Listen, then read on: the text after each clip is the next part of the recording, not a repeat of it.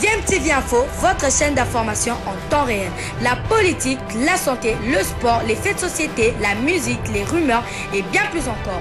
Vous découvrirez cela dans notre chaîne DMTV Info.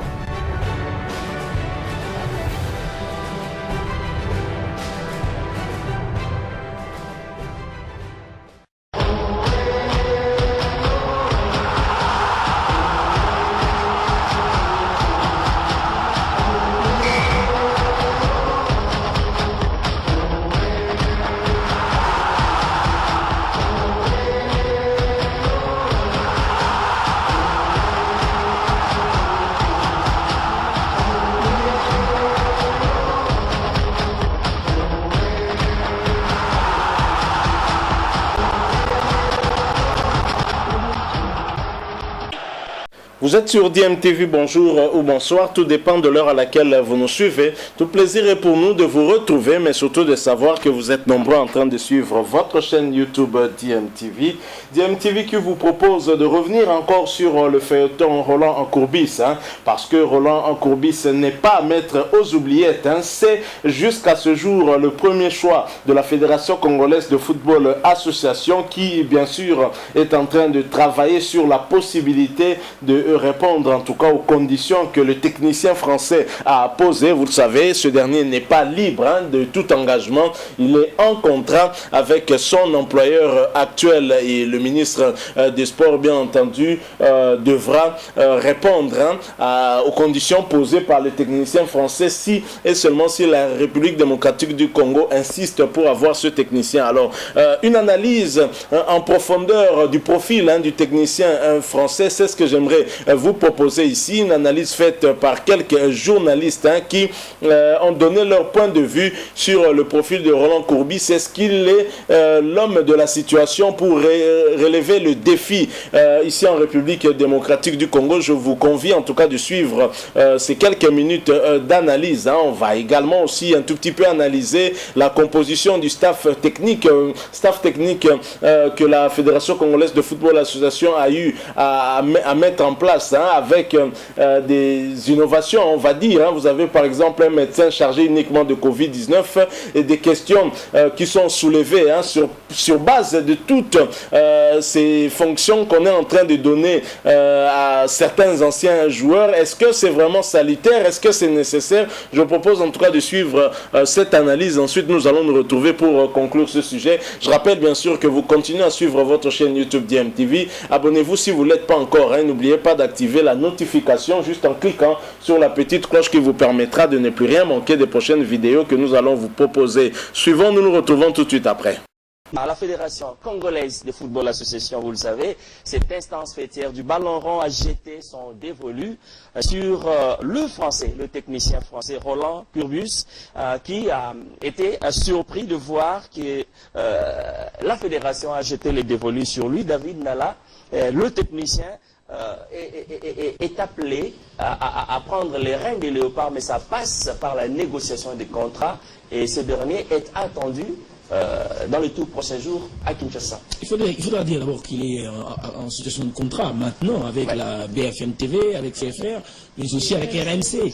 Donc c'est quelqu'un qui est engagé quelque part. Et je pense qu'il est clair dans ses propos, c'est que si la fédération veut de ses services, la fédération doit discuter pour libérer la clause libératoire, très important. Et c'est le cas également pour Paulo Duarte qui a été choisi par le Togo.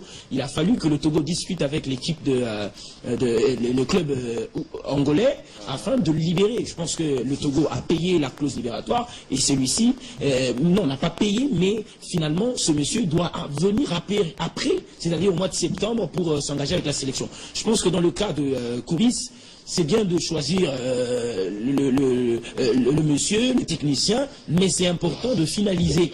C'est là qu'on va également voir les sérieux de la Fédération Congolaise de Football Association. Si elle veut réellement des services de Courbis, il va falloir d'abord solutionner, n'est-ce pas, le problème ou encore le contrat que Courbis a avec toutes ces chaînes de télévision pour que ce dernier vienne finalement apporter son savoir-faire. Et parlons de son savoir-faire, son expérience ou encore son CV. Il a une expérience africaine très limité qui ferait douter certains. Mais par contre, l'homme a laissé une belle impression en Algérie, à la tête de l'USM Alger, ou encore où il a gagné la Coupe d'Algérie et ou encore la Coupe arabe des clubs. Bon, heureusement, je pensais que vous alliez parler de Ligue des Champions, mais il n'y a pas de Ligue des Champions. Ah, c'est comme ça qu'on parlait d'une expérience africaine limitée. Jusqu'ici, parce que quand vous parlez de coupe, j'attendais que vous acheviez la phrase. J'aimerais que c'est une coupe d'arabe. Bon, ce qui est d'abord important, c'est que lui-même, Courbis, c'est quelqu'un qui connaît mieux le football français, parce qu'il a été en Ligue 1 et Ligue 2. Et puis il y a une petite expérience au niveau de l'Algérie. Et bon, l'Algérie, ça reste quand même, voilà, ou encore l'Afrique du Nord, ça reste quand même la crème aujourd'hui du football au niveau du continent.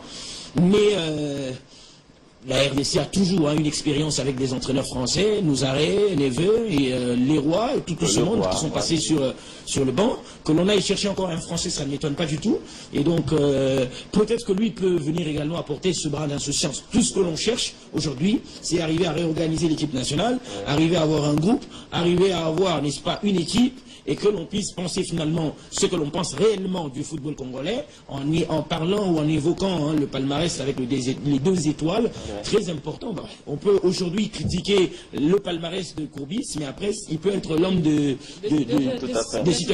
situations difficiles. Oui. Je ne sais pas, peut-être que je m'inscris en faux contre l'opinion de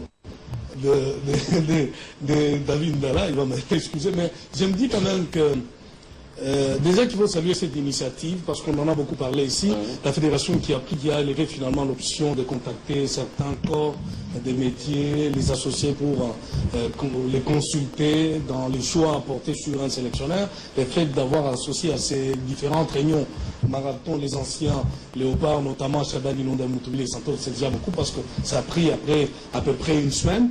Des discussions, en train de discuter, voir sur qui étaient les dévolus. Et puis, ça tombe sur Roland Courbis. Mais le problème, c'est pas ça. Moi, j'aime tout aujourd'hui, la fédération, c'est sur quel critérium c'est baston pour, finalement, désigner un sélectionneur. Ça commence un peu à me déranger tout de suite. Parce que, oui, le problème, c'est quoi? C'est que nous avons besoin de quelqu'un qui vient pour remplacer quelqu'un d'autre et qui a été, ce n'est pas en termes d'études, qui a été limité quelque part. On lui a reproché l'insuffisance des résultats. S'il faut parler du palmarès, il faut qu'il soit élogieux. Je suis quand même content que dans l'intervention de David ou de celle de votre intervention, que vous ayez évoqué le fait qu'il a une expérience limitée, surtout pour ce qui concerne le football africain. Parce que, en dehors quand même de Florent Ibenge, on peut tout lui reprocher. Qu'on nous dise qui vient après Ibenge et qui peut nous amener à la 3e place, par exemple, à une phase finale de la Coupe d'Afrique des Nations. La meilleure performance. Je serais content. Parce qu'il ne faut pas, on se réfère à quoi pour dire que tel ou tel autre a échoué et que tel viendra pour amener l'équipe à tel. Il faut qu'il y ait des références. Aujourd'hui, la référence, personne n'a fait mieux, du moins ce que je sache, dans cette décennie, personne n'a fait mieux que Florent Ibenge. On est d'accord là-dessus. Alors, s'il faut, moi je suis tout à fait d'accord. Je ne suis pas xénophobe, je ne suis pas contre les Français, je ne suis pas contre les entraîneurs expatriés et autres. Mais vous êtes dans le critérium. Oui, je pense quand même que nous avons de la compétence. Je ne dis pas tout de suite qu'il faut remettre Ibenge à la tête de l'équipe nationale, mais je me dis, qui a fait mieux par rapport à Ibenge, quelles que soient les études, quels que soient les parcours dans le passé, qui a fait mieux pour nous amener où? Parce que totalement, Christian Sengigi Biembe, en dépit de ses nombreux diplômes en Europe, il a échoué lamentablement. Mais maintenant, est-ce que Roland Courbis va être l'homme de la situation? C'est la question que nous nous posons. Et puis, ce que je n'aime pas, c'est que c'est cette influence que commencent à avoir certains joueurs de l'équipe nationale, notamment les cadres. Je ne voudrais pas citer nos noms ici, mais nous savons que dans tout ce qui s'est fait aujourd'hui à la fédération, il y a cette influence des joueurs. Soit on n'est pas d'accord avec tel ou tel autre entraîneur parce que tout simplement il est congolais comme eux, bien qu'il ait une double nationalité, mais parce que selon eux, parce qu'il ne répond pas à leur profil. Et on leur a laissé, Alain, si vous me permettez, on leur a laissé à un certain moment, Jean-Pierre, on leur a laissé ce petit couloir, ce petit boulevard. Vous souvenez-vous de la réunion qui s'était déroulée du côté de Paris avec le président Oumari, ce qu'ils ont dit et c'est que ça a donné comme conséquence. Je pense qu'on leur a donné un certain couloir, on leur a donné des prérogatives. Mais maintenant, les dangers, c'est quoi? Parce que dans cette histoire, il y a cette influence qui commence à prendre de la forme. Ce que nous ne savons pas, vous et nous, c'est que aujourd'hui, nos joueurs qui ne prestent pas dans des championnats à impact visible, notamment je voudrais parler de l'Angleterre, de la France, pour ne pas parler de la Belgique et autres. Il y a des joueurs qui sont allés par exemple dans les Qatar, et ils ont finalement des agences personnelles privées qui proposent aujourd'hui, vous serez surpris si je vous le dis, ils proposent aujourd'hui des entraîneurs à des différentes fédérations. Et le choix, entre autres, de la Fédération congolaise de football association, c'est une conséquence logique de certains choix de nos cadres, de nos joueurs, parce que tout simplement, ils ne se sont pas retrouvés dans les systèmes de tel ou tel autre sélectionneur au niveau de l'équipe nationale. Et ça devient dangereux. S'il n'y a pas de critérium, je vous dis... Et là, quel est le rôle de la fédération? Parce qu'en ce moment-là... Aujourd'hui, on parle de plus en plus d'intermédiaires. On ne peut pas empêcher à ces joueurs-là, au soir de leur carrière, d'ouvrir des agences. Là, c'est dangereux. Voilà. Mais c'est à la fédération, je crois bien. Oui. Aux besoins et aux attentes d'une classe de joueurs, parce qu'on veut satisfaire leurs humeurs, je pense que ça ne va pas donner, ça ne va pas refléter véritablement l'image d'une équipe nationale, parce qu'il y aura, vous allez vous rappeler qu'il y a, dans un passé récent, il y avait le pro-Ibenge, il y en a qui n'aimaient pas. À un moment, on a même accusé Bakambu d'être contre Ibenge, et c'est pourquoi il n'a pas joué dans certains matchs. Alors, moi je me dis, ça va être dangereux. Là où je te rejoins, Jean-Pierre, c'est au niveau où on donne le plein pouvoir aux joueurs. Ce n'est même pas de la faute seulement de la FECOFA, mais c'est aussi aux entraîneurs. Ce sont les mêmes entraîneurs qui utilisent les joueurs aussi pour venir en sélection, pour obtenir quelque chose, pour exercer une certaine pression. Ce sont les mêmes entraîneurs. Voilà pourquoi, à un certain moment, Florent Ibenge, ça ne collait plus avec certains joueurs. Parce que, bon, tu arrives, on s'est convenu que toi, tu vas commencer à venir jouer, tu fais une liste, moi, je ne me retrouve pas sur cette liste. Après, tu viens, tu veux me convoquer encore. Voilà, à un certain moment, il faut qu'on soit responsable. Et la fédération et les joueurs, il faut mettre chacun à sa place. Les joueurs sont là, ils doivent accepter le choix de la fédération qui reste tout de même un organe technique et qui s'est fait... Est-ce que je peux finir? Qui s'est fait s'il vous plaît. Parce que lors de la réunion, pour désigner finalement le sélectionneur, pour jeter le dévolu sur le français Courbis, j'ai vu qu'il y avait quand même des techniciens dans cette salle, en dehors du président de la fédération. Il y avait Chabani Nonda, il y avait Médard Loussagissou, il y avait Moutoubilé Santos. Donc, des personnes qui connaissent bien le football congolais, des personnes qui maîtrisent bien le problème du football congolais. Donc, je suis sûr qu'ils ont vraiment bien étudié le dossier, même si ce choix, il est un peu...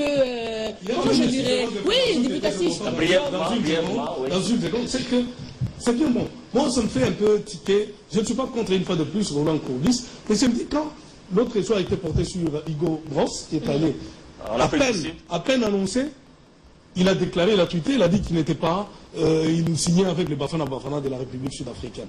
Le gars, à peine cité, il dit, et puis il faut bien reprendre la phrase, il dit, pas de précipitation. Voilà. C'est gentil d'avoir pensé à moi. Voilà. Ça veut dire autrement que la fédération a désigné quelqu'un. Il a annoncé son nom sans l'avoir convaincu. Voilà. Donc, ça, on n'a même pas trouvé un terrain d'entente, mais vous l'annoncez. Voilà. C'est ça. Vous annoncez des gens. C'est Olga qui va présenter l'édition de Digital Sport de demain. Alors, dans la même émission, Olga vous dit, je ne suis pas sûr si je serai là. Les contacts n'ont pas été nourris. Non, ça n'a pas été nourri. Et imaginez que si la CAF n'avait pas reporté les éliminatoires de la Coupe du Monde 2022, parce qu'initialement ça a été prévu au mois de mai, ça serait quoi aujourd'hui dans l'état de tâtonnement de la fédération sur la désignation des sélectionneurs? Brief Mandala. Oui, brief Mandala. En 2 secondes, je voudrais revenir sur un détail très important qui semblait m'échapper. Je pense, et sans vouloir vexer les joueurs qui viennent mouiller le maillot, je pense qu'aujourd'hui, on n'a pas encore des joueurs à même de pouvoir dire un mot sur le choix du sélectionneur. Personnellement, moi, avec tout le respect que j'ai pour tous ceux qui viennent mouiller le maillot, je n'ai pas encore un totem des vestiaires aujourd'hui. Voyez-vous? C'est-à-dire des joueurs à la trempe. Je pourrais encore accepter Chancel Mbemba parce que, au regard de l'ancienneté, de l'expérience qu'il a en sélection, celui-ci peut dire je veux tel ou tel autre joueur. Et non pas ceux qui ont attendu 20 ans ou 15 ans pour jouer pour la France. 10 ans pour jouer pour l'Angleterre, 15 ans pour jouer pour l'Espagne, et 10 ans pour jouer pour telle équipe en Europe, et que maintenant ce soit eux qui passent devant pour dire je veux tel sélectionneur parce que moi je joue, je ne sais pas, dans telle ou telle autre équipe en Espagne ou en Angleterre. Je pense que ça doit s'arrêter. Bien, on doit conclure un peu ces dossiers. Cyrano, s'il vous plaît, dans le cas où le contrat serait conclu positivement, quels sont les défis qui attendent les techniciens français? Je pense que l'objectif, les défis peut-être qualifier la République démocratique du Congo à la Coupe du Monde. Ouais. Peut-être ça, mais il y a un problème très capital. Lorsqu'on fait des changements, lorsqu'on amène quelqu'un d'autre, c'est-à-dire on a besoin du changement, on a besoin de faire mieux. Est-ce que celui qui vient ici, il sera dans quelles conditions? Parce que les Congolais qui était là, Christian Sengibembe a déclaré avoir fait 6 mois sans être payé. Et donc, est-ce que quand il va venir, la fédération a pris connaissance de tout ça? Si seulement d'abord au niveau des contrats, à un moment donné, ça cloche, et puis les paiements, est-ce que ça va suivre? Donc, il ne faut pas qu'on nous amène quelqu'un pour avoir les mêmes résultats, c'est-à-dire les résultats qui ne vont pas permettre... Non, mais dans une seconde, peut-être qu'il y a un aspect qu'on n'a pas aussi soulevé, c'est que moi, je ne sais pas. Ça ne se passe qu'en République démocratique du Congo. Je ne pense pas que ça puisse encore se faire de nos jours dans nos clubs. Comment voulez-vous que vous puissiez désigner un entraîneur principal et que c'est vous qui lui choisissez ses assistants? Tout le staff technique. Donc, c'est Roland Courbis qui vient, il est français. Et puis, son adjoint, c'est un Belge. Un autre assistant, c'est un Congolais. Est-ce que Roland Courbis connaît Daoula? Mes chers amis, il faut pas qu'on soit discret parce que c'est la fédération qui est l'organe technique qui vous propose un truc comme ça. Est-ce que Daoula... Oui, non, mais le problème, c'est pas ça, justement. Le problème, c'est d'abord, nous savons dans le football moderne... Des prérogatives reconnues aux sélectionneurs de choisir des collaborateurs. Comment vous nommez, vous collez des gens, les Mbou, vous sommes maintenant chargés de Covid. Non, mais c'est vrai, mais on doit conclure ce dossier. On doit conclure ce dossier. Dans le staff, il ne peut pas manquer un technicien congolais. En 10 secondes, on doit conclure ce dossier. Oui. Au regard de la liste, je pense que la fédération doit... Elle est déjà officielle. Bon, oui, la liste, elle est déjà officielle. La fédération doit avoir quand même pitié du trésor public parce que au regard de toutes ces par rapport à la liste là, ils doivent être payés. Mais quand vous regardez même les stades aujourd'hui, on doit prendre cet argent aller arranger les stades des Martyrs. Ok, et pour terminer, il faut dire que en septembre prochain, les éliminatoires initialement prévus au mois de juin renvoyés, la RDC jouera tour à tour le Bénin, Madagascar ainsi que la Tanzanie. Et puis un match amical est annoncé pour le 5 juin. Ça sera contre la Tunisie au stade Amadi à Gréby en Rades. L'horaire a communiqué.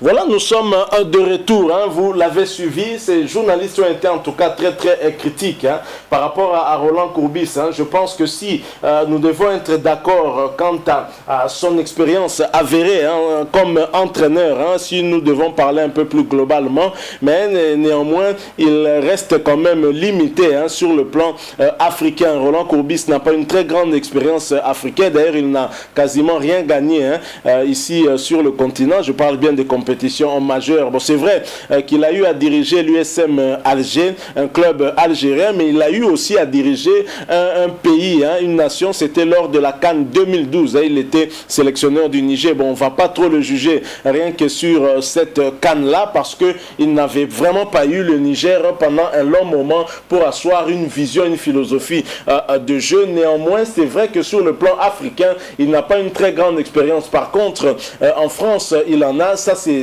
avéré, c'est clair. Mais alors, un entraîneur comme lui, si vous le prenez, il pourrait bien évidemment prendre des joueurs qu'il connaît le mieux, puisque la plupart viendraient peut-être de l'Europe, la France, la Belgique, l'Angleterre, la Suisse, l'Allemagne. Ce sont des joueurs qu'il peut facilement en suivre. Et bien entendu, il pourrait bien évidemment faire un choix judicieux par rapport à son effectif. Mais si nous devons nous baser sur une expérience africaine, c'est c'est vrai que de ce côté-là, c'est quand même un peu mitigé. C'est une expérience limitée et contrairement à d'autres entraîneurs qui ont un meilleur profil. Et d'ailleurs, même quelqu'un comme Sébastien Migné, c'est vrai qu'il est beaucoup plus expérimenté que Roland Courbis ici en Afrique, mais très, très clairement, Roland Courbis a plus d'expérience plus globalement que Sébastien Migné parce qu'il a eu en tout cas à diriger les staffs techniques de plusieurs grands clubs en Europe et surtout en France. Alors vous avez suivi aussi l'influence des joueurs par rapport au choix